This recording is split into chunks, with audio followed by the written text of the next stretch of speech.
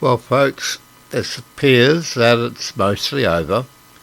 The medical and research teams from the research hospitals and science-based universities from right around the world are now saying that COVID-19 pandemic is virtually over, even though some government, paid experts and certain politicians do not wish to let go of their newfound control of fear over the population.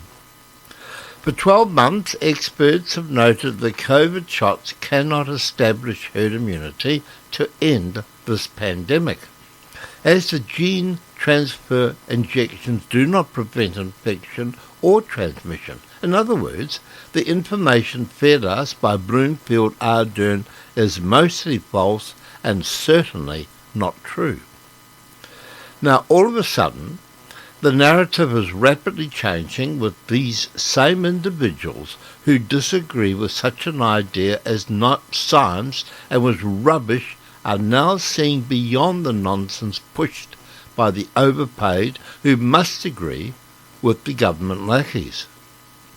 Those of these same individuals, truthfully, if you can believe that, are now acknowledging that the COVID vaccines cannot end the pandemic and that we need to learn to live with this virus. More and more are now speaking out against these boosters, certainly in intervals of 3 or 4 months. It seems a major driver for this U-turn in the pandemic narrative is the emergence of the Omicron variant. It is now accepted by any who know the research and science of COVID, certainly those free of paid units of misinformation that we hear in New Zealand are subject to on a daily basis from the likes of Hendy, Wilkes, Baker, Bloomfield and Ardern. While incredibly infectious, it causes only mild cold symptoms in the vast majority of people. So essentially, Omicron is rippling through populations, leaving natural herd immunity in its wake. As a result, many are now claiming the end of the pandemic is here. Yes, is here right now. The Director of Global Infectious Diseases is predicting what was unthinkable less than 2 to 3 months ago.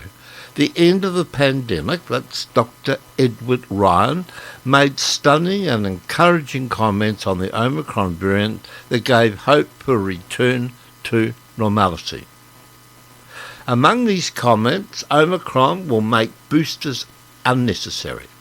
The COVID virus will join the ranks of the common cold, and the latest wave will enter clean-up mode shortly.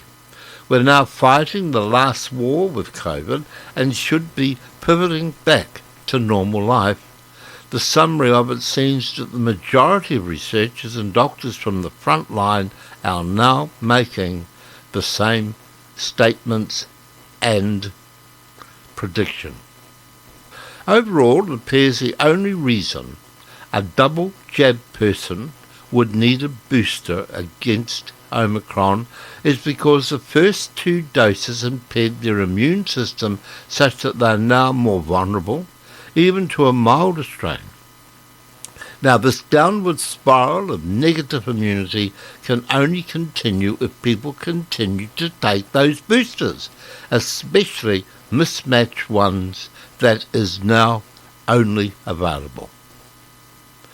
In early August 2021, the director of Oxford Vaccine Group, Professor Sir Andrew Pollard, actually spoke out against the idea that COVID shots were the answer everyone was looking for.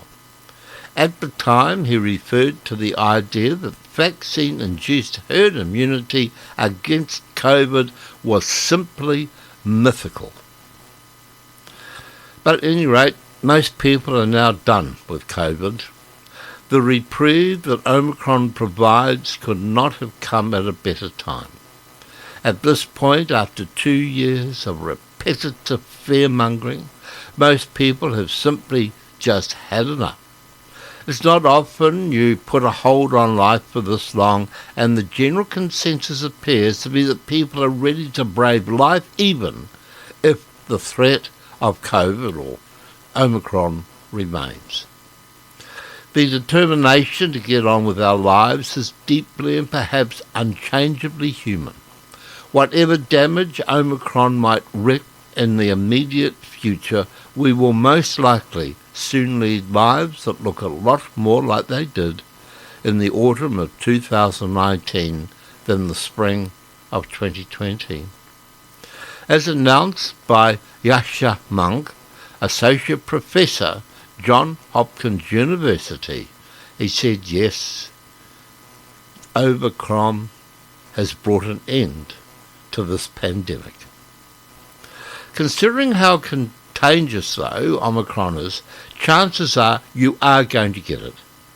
So buy what you need now so you have it on hand or when symptoms do arrive. And remember, this applies to those who have gotten the jab as well, especially those with the booster jab, since you're just as likely to get infected, and the sad part about it, even more so.